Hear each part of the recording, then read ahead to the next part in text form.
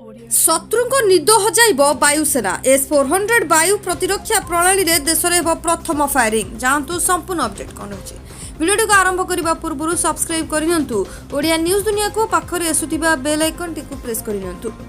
तेबे दीर्घ दूरगामी S-400 वायु प्रतिरक्षा प्रणाली प्रथम 2 स्क्वाड्रन परीक्षण करिब भारतीय वायुसेना।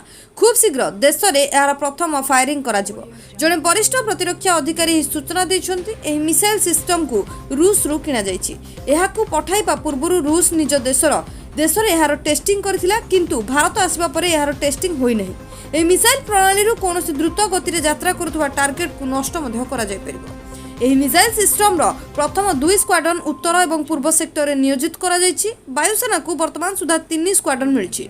एहा सह सिमुलेटर्स मध्य मिल जायछि। एही वायु प्रतिरक्षा प्रणाली किनिबा पई रूस और भारत 35,000 कोटी टंकार चुक्ति करिछि।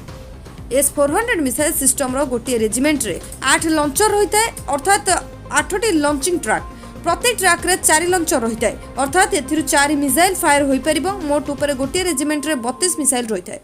एहा समय गोटे रेजिमेंट रु 32 टी मिसाइल माड करा जाय परिबो।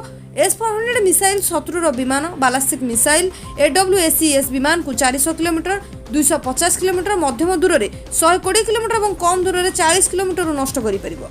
ए सिस्टम 100 रु 40,000 फुट उच्च मध्य उड़ुवा प्रत्येक टार्गेट को नष्ट करि परिबो। एहार राडार अधिक शक्तिशाली और 600 किलोमीटर मध्य प्राय 160 टार्गेट को ट्रैक करि परिबो। 400 किलोमीटर मध्य 72 टार्गेट को एहा ट्रैक करि परिबो। वर्तमान समय बड़ खबर सामना को सूची भारत को आसीथिबा S-400 रहबो प्रथम फायरिंग। यहाँ आपंकर मतामत रखु कौन है आगामी अपडेट जानापी सब्सक्राइब करनियंतु। ओडिया न्यूज दुनिया को वीडियो को लाइक कमेंट से निश्चित करंतु।